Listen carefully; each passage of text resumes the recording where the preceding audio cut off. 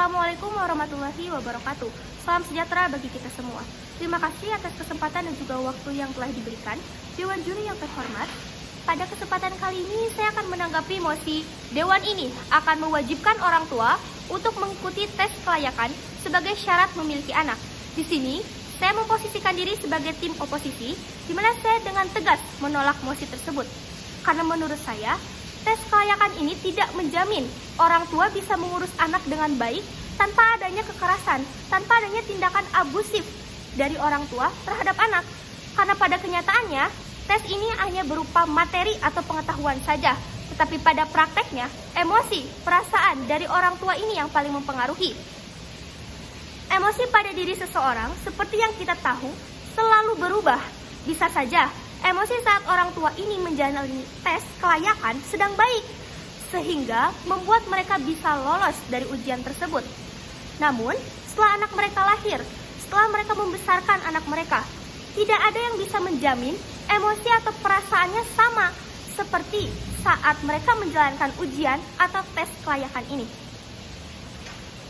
Disebutkan bahwa semua orang tua akan diberikan materi, rujukan, atau referensi yang sama agar orang tua memiliki persepsi yang lebih benar dan agar para orang tua bisa mengikuti ujian ini secara adil.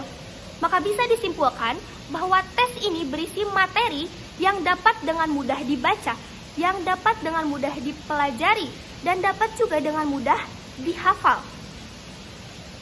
Sehingga mudah juga bagi orang tua untuk lolos dari tes kelayakan ini. Akan mudah bagi para orang tua untuk berlaku curang pada tes kelayakan ini. Terdapat dua kasus yang diperdebatkan pada debat kali ini, yaitu yang pertama tentang justifikasi.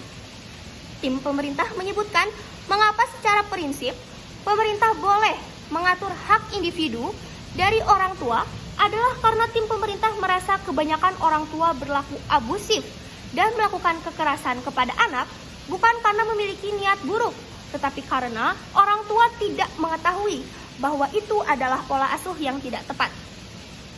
Disebutkan, faktor dari orang tua memiliki pola asuh yang tidak tepat, yaitu karena banyak orang tua yang melihat cara mengasuh anak dari sosial media, mengetahui dari lingkungan pertemanan, pun melihat dari keluarganya terdahulu.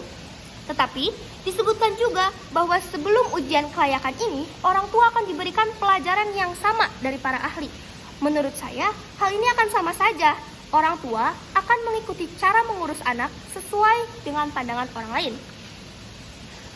Menurut saya, dengan memberikan materi yang sama, soal yang sama, pembelajaran yang sama pun metode yang sama untuk mengurus anak, belum tentu akan menghasilkan hasil yang sama.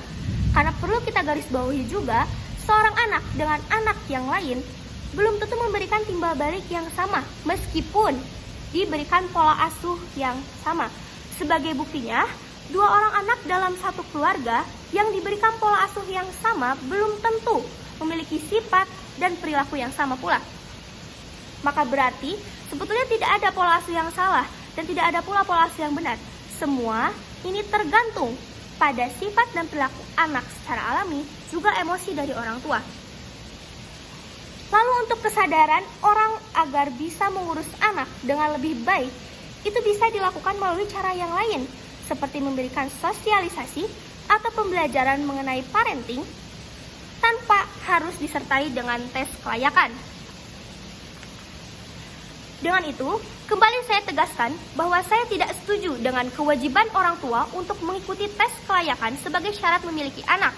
Karena kembali saya sebutkan bahwa tes ini hanya berupa materi atau pengetahuan yang diujiankan, tetapi pada kenyataannya, emosi dari orang tua dan sifat bawaan anaklah yang sangat mempengaruhi.